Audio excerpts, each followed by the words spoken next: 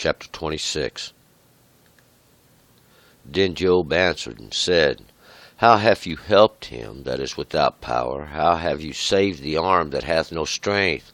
How have you counseled him that hath no wisdom, and plentifully declared sound knowledge? With whose help have you uttered words, and whose spirit came forth from you?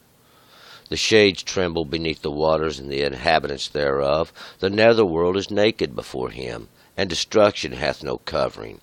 He stretches out the north over the empty space, and hangeth the earth over nothing. He bindeth up the waters in his thick clouds, and the cloud is not rent under them. He closeth in the face of his throne, and spreadeth his cloud upon it. He hath described a boundary upon the face of the waters, unto the confines of light and darkness. The pillars of heaven tremble, and are astonished at his rebuke.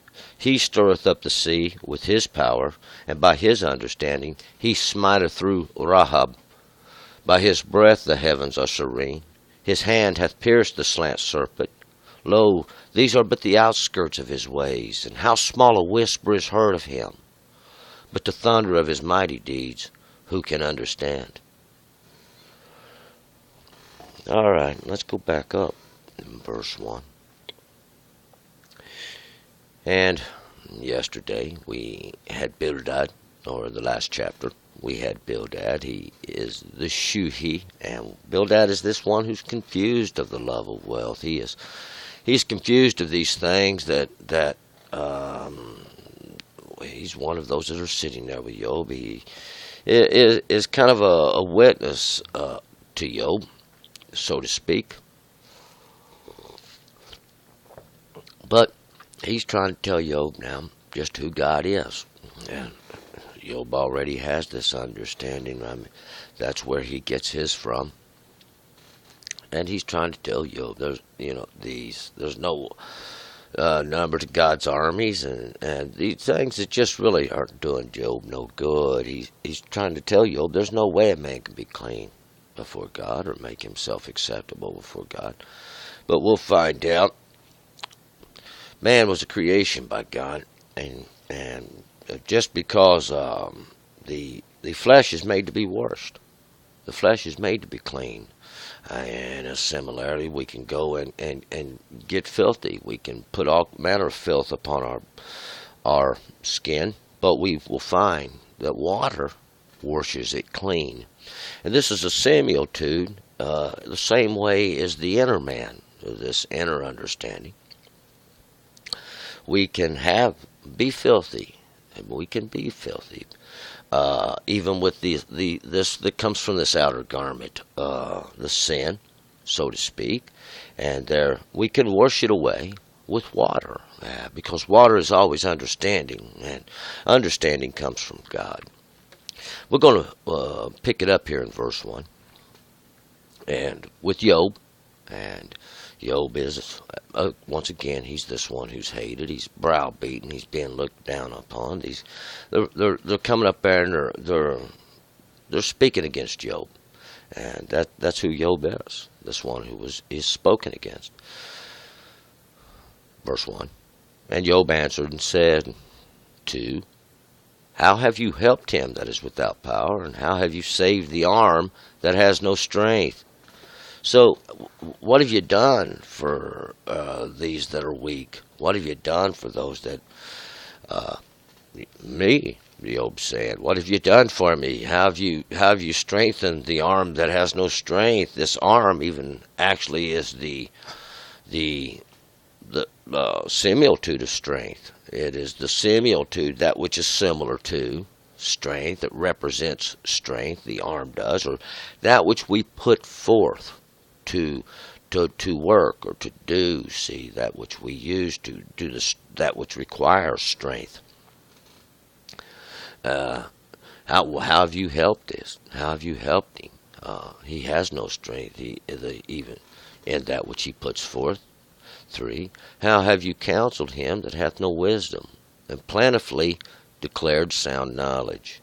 So, how have you counseled him that hath no wisdom? What have you done for those that have no understanding? But you've only sat there and told the great wraths of God and this great things of God, but you've not declared any knowledge. See, any real knowledge.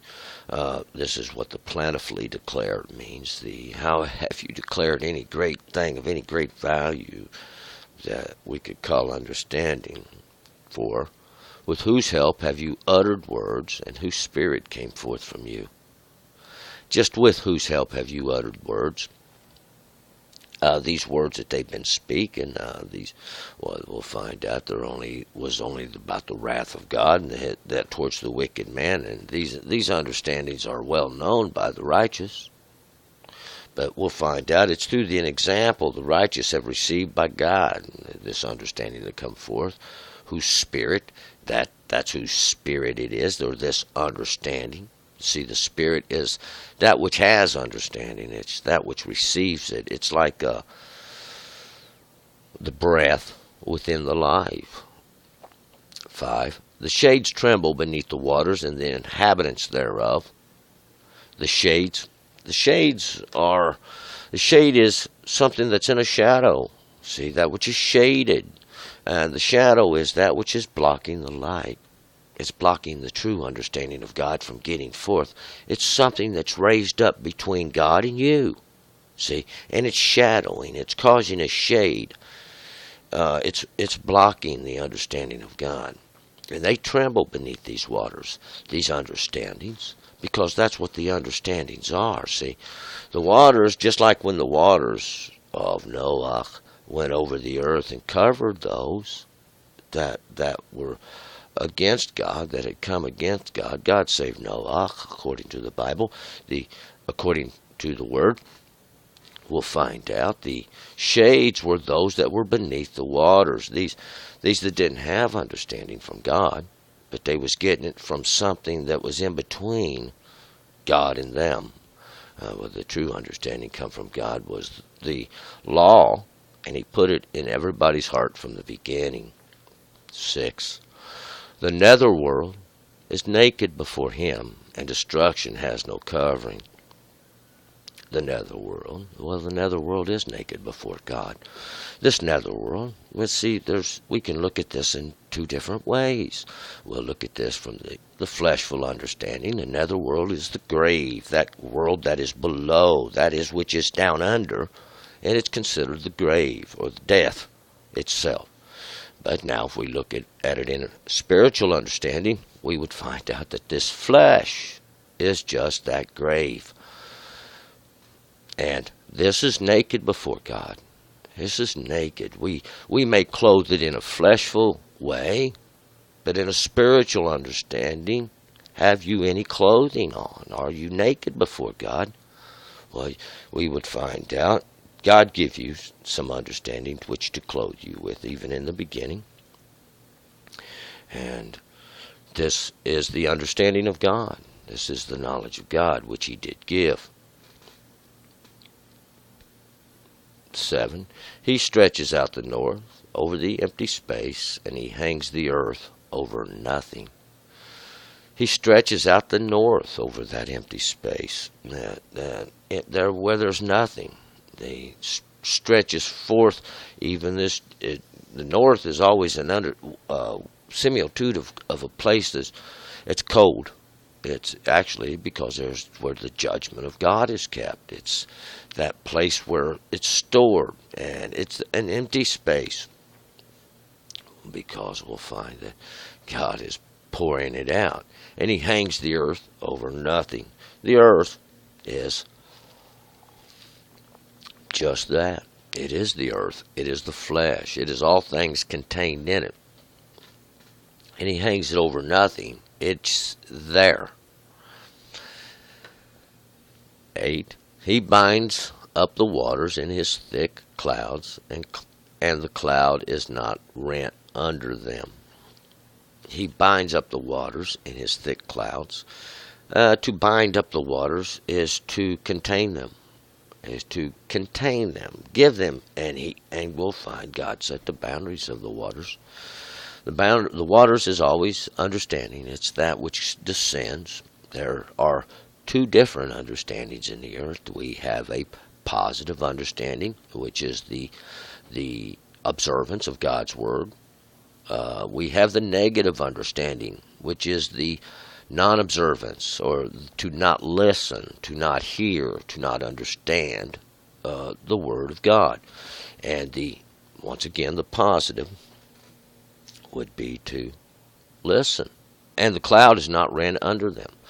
So, and we can look at this in an understanding. We can look at this with our flesh eyes, and we see these clouds and how the waters are gathered up above them, and it's going to rain. But see, this massive amounts of water sometimes that's held up there, and the clouds ain't ripping. The clouds ain't pouring out that great weight. We'll find out. We can look at it through a spiritual way, and we can see these great waters, all these great understandings held up in these clouds of confusion. See, these clouds are confusion, that which we don't know, we can't tell how much they contain. See, and they still don't break forth, they still don't give up the rain. 9. He closes in the face of his throne and spread his cloud upon it. He closes in the face of his throne, and the face is just that which is made plain, that which we can see. He closes. He closes it up so that you can't see that which is made plain by his throne. Of his throne are his judgments, and that's those ones who go forth with no understanding. No one taught them the law in the beginning. See, and they don't see the judgment of God, that even that judgment that's upon them. And he spreads his cloud upon it. And his cloud is confusion.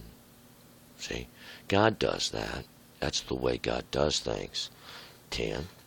He hath described a boundary upon the face of the waters unto the confines of light and darkness.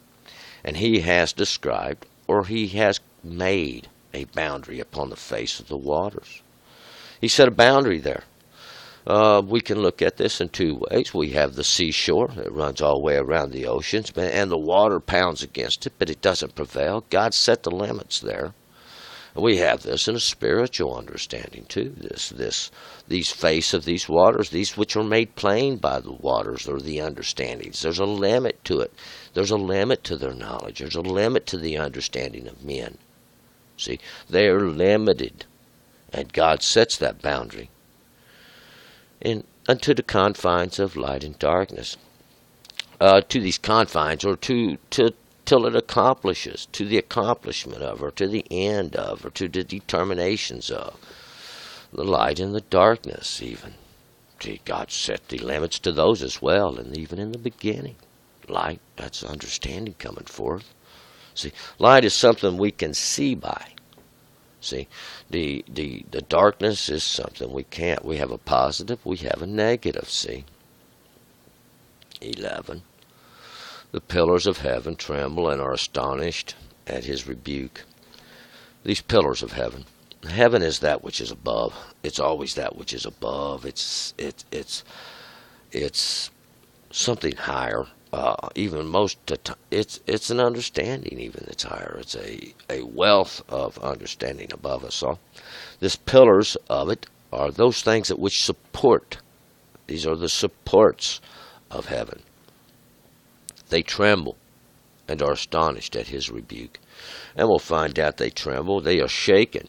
God has the ability to even shake those things that support all the understandings that are higher and above. Because, see, God controls all knowledge and wisdom and understanding. He can shake it. He can change it. God has that ability. God can cause to remember. God can cause to forget. He can do what he wants. He's God. 12. He stirreth up a sea with his power and his understanding. He smiteth through Rahab.